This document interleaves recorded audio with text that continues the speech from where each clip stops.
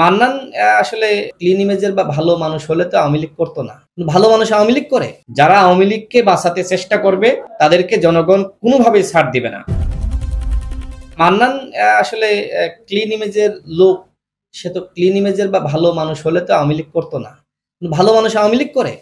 আপনার এলাকায় আপনি ছাত্রলীগ যারা করে তাদের পরিচয় দেখেন, তারা কি ধরনের কর্মযজ্ঞের সাথে জড়িত।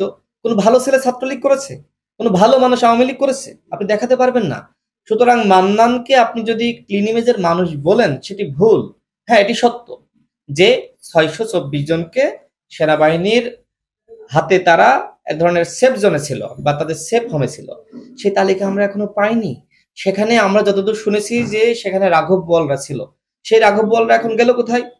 আপনি যদি তালিকা না প্রকাশ করেন তাহলে আমরা ধরে নিব যে অন্তর্বর্তীকালীন সরকারই তাদেরকে পালিয়ে যেতে সহযোগিতা করেছে। শেখ হাসিনা কিভাবে পালিয়ে গেল? শেখ হাসিনা তো পালিয়ে যাওয়ার কথা না। যখন ছাত্র জনতার বিজয়ের সন্নিকটে তখন শেখ হাসিনা পালিয়ে গেল। 3:30 পর্যন্ত শেখ হাসিনা নাকি বাংলাদেশে অপেক্ষা করেছে। তার মানে কি? তার মানে সেনাপ্রধান যখন ঘোষণা দিলেন তারপরেও তো তাকে গ্রেপ্তার করা যেত, তাকে গ্রেপ্তার করে নাই। উবায়দুল কাদের কোথায়? স্বরাষ্ট্রমন্ত্রী কোথায়? তারা কোথায়? ডিবি হারুন কোথায়? সেই বিপ্লব মেহেদিরা কোথায়? আমরা কাউকে খুঁজে পাচ্ছি না। মনিরুল কোথায়? কুখ্যাত মনিরুল। ডিএমপি কমিশনার যিনি ছিলেন তিনি কোথায়? শুধুমাত্র আমরা আইজিপি কে দেখলাম গ্রেপ্তার করেছে। তার মানে এইখানে একটি ষড়যন্ত্র শুরু হয়েছে আওয়ামী লীগকে সেভ করা। যারা আওয়ামী লীগকে বাঁচাতে চেষ্টা করবে তাদেরকে জনগণ কোনোভাবেই ছাড় দিবে না। সুতরাং আমরা এই অন্তর্বর্তীকালীন সরকারের কাছে দাবি জানাচ্ছি, আপনারা এই 624 জনের তালিকা প্রকাশ করুন এবং একই সাথে শেখ হাসিনাকে ভারতের সাথে আলোচনার মাধ্যমে বাংলাদেশে ফিরিয়ে এনে বিচারের মুখোমুখি করুন। ওবায়দুল কাদের স্বরাষ্ট্রমন্ত্রী আমরা যতদূর জানি এখনো বাংলাদেশে আছে, তাদেরকে গ্রেপ্তার করুন। আওয়ামী লীগের খুব কম সংখ্যকই পালিয়ে গেছে। কয়েকদিন আগে প্রথম আলোতে নিউজ হয়েছে যে আওয়ামী লীগের রাঘব বোয়ালরা পালিয়ে গেছে। আমার যেটি মনে হয় যে এই ধরনের একটি গুজব রটানো হচ্ছে যে আওয়ামী লীগের রাঘব বোয়ালরা পালিয়ে গেছে মূলত, তাহলে যেটি হবে যে এদেরকে গ্রেপ্তার করার জন্য আর অভিযান চলবে না।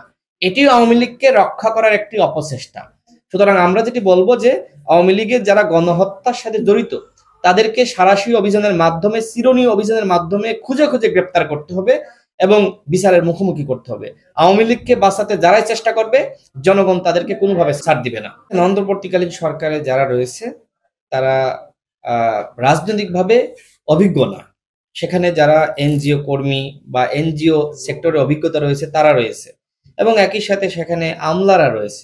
কিন্তু যারা অতীতে রাজনীতি করেছে, যারা পলিসি মেকিং এর সাথে জড়িত ছিল, যাদের ছাত্র রাজনীতি করার অভিজ্ঞতা আছে, আন্দোলনের নেতৃত্ব দেওয়ার অভিজ্ঞতা আছে, তারা কেউ নাই। সুতরাং এরকম দুর্বল একটি সরকারের মাধ্যমে কোনোভাবেই দেশের পরিস্থিতি নিয়ন্ত্রণ করা সম্ভবপর নয়। সেটি আমরা দেখছি।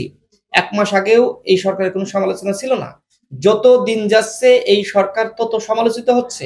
সুতরাং সরকারকে আমরা যে প্রস্তাব দিয়েছি সেটি হলো আপনাদের উপদেষ্টাদের সংখ্যা বাড়াতে হবে, ন্যূনতম 50 জন করতে হবে। একজন উপদেষ্টা 3-4টি মন্ত্রণালয় চালাচ্ছে, কিভাবে সম্ভব? আপনি বলেন সম্ভব? সুতরাং প্রত্যেক এক ব্যক্তি এক প্রতিষ্ঠান এক মন্ত্রণালয়, সেটি করতে হবে। আপনি একজনকে 3টি দায়িত্ব দিয়েছেন, 3টি মিনিস্ট্রি, কোনোভাবে এটি নিয়ন্ত্রণ করা সম্ভবপর নয়। এই যে অল্প সংখ্যক মানুষের মাধ্যমে তারা সংস্কার করতে চাচ্ছে, এটি মূল ব্যর্থতা। এবং এইখানে দেখেন যে 6টি কমিশন গঠিত হয়েছে, রাজনৈতিক দলগুলোর সাথে ন্যূনতম আলোচনা করে এই কমিশনগুলো তারা গঠন করছে না। অর্থাৎ দলগুলোকে দূরে রেখে যদি আপনি সংস্কার করতে চান সেটি কিন্তু কোনোভাবেই সঠিক সিদ্ধান্ত হবে না। সুতরাং এই সরকার আমাদের সরকার, এই সরকারকে আমরা সহযোগিতা করতে চাই। আমরা এই সরকারের প্রতি আহ্বান রাখবো যে আপনারা আলাপ আলোচনার মাধ্যমে সমস্ত কার্যক্রম পরিচালনা করেন। এককভাবে সিদ্ধান্ত নিতে গেলে আপনারা ভুল করবেন। শেখ হাসিনা এককভাবে সিদ্ধান্ত নিতে গিয়ে বারবার ভুল করেছে এবং তার ভুলের খেসারত তাকে দিতে হয়েছে। ঠিক একইভাবে আপনারাও যদি এককভাবে সিদ্ধান্ত নিতে যান, আপনারা যদি রাজনৈতিক দলগুলোকে কোণঠাসা করতে চান, বিরাজনীতিকরণ করতে চান, তাদেরকে সিদ্ধান্ত মেকিং এর বাইরে রাখেন, তাহলে আপনারাও কিন্তু ব্যর্থ হবেন। তবে আমরা আপনাদেরকে ব্যর্থ হতে দিব না। আপনারা ব্যর্থ হলে পুরো বাংলাদেশ ব্যর্থ হয়ে যাবে। সুতরাং আপনারা রাষ্ট্র সংস্কার করুন, সহযোগিতা লাগলে বলুন, আপনাদেরকে আমরা সমস্ত সহযোগিতা করতে আমরা প্রস্তুত রয়েছি।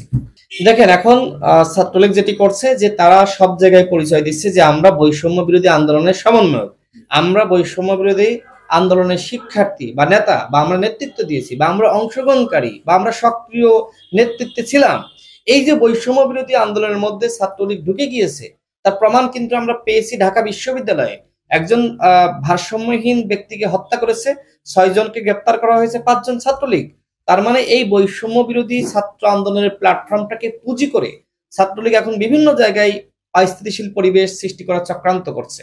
আজকে দেখেন যে আমি দেখলাম যে বিচার বহির্ভূত হত্যাকাণ্ডের প্রতিবাদে ছাত্রলীগের সাদ্দাম এবং ইনান একটি বিবৃতি দিয়েছে। ছাত্রলীগের আরেকটি পক্ষ ওই বিবৃতি প্রত্যাখ্যান করেছে। তারা বলছে আমরা একক ব্যক্তির কোনো প্রতিষ্ঠান হতে দিব না, ইনান এবং সাদ্দামের নেতৃত্বে ছাত্রলীগ চলবে না। তো যাই হোক, আমি মনে করি যে ছাত্রলীগের মধ্যে, আওয়ামী লীগের মধ্যে যারা নিরীহ ছিল, কোনো অপরাধের সাথে জড়িত না, তাদেরকে অবশ্যই তাদেরকে কোনোভাবেই তাদের সাথে অন্যায় করা ঠিক হবে না। কিন্তু যারা প্রকৃত অপরাধী, সাদ্দাম এবং ইনান, এদেরকে অবশ্যই গ্রেপ্তার করতে হবে। আজকে সাদ্দাম কোথায়, ইনান কোথায়? আমরা যতদূর জানি যে তারা বাংলাদেশে আছে। তাদেরকে সাঁড়াশি অভিযানের মাধ্যমে গ্রেপ্তার করতে হবে।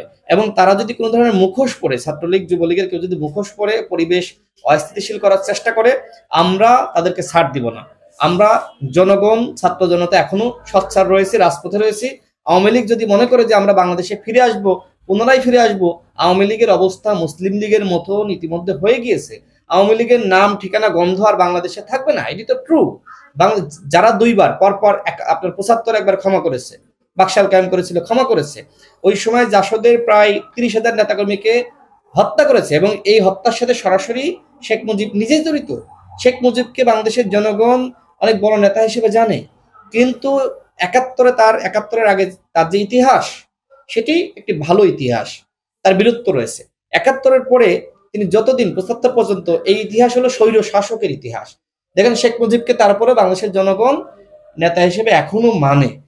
তার মেয়ে পরবর্তীতে একবার সুযোগ পেল, এরপরে দেখেন যে কিভাবে গণহত্যা পরিচালনা করেছে। আওয়ামী লীগ পরপর 2বার অপরাধ করেছে, এইবার আর আওয়ামী লীগকে মানুষ ক্ষমা করবে না। গণহত্যার দায়ে আওয়ামী লীগকে অবশ্যই নিষিদ্ধ করতে হবে। ধন্যবাদ।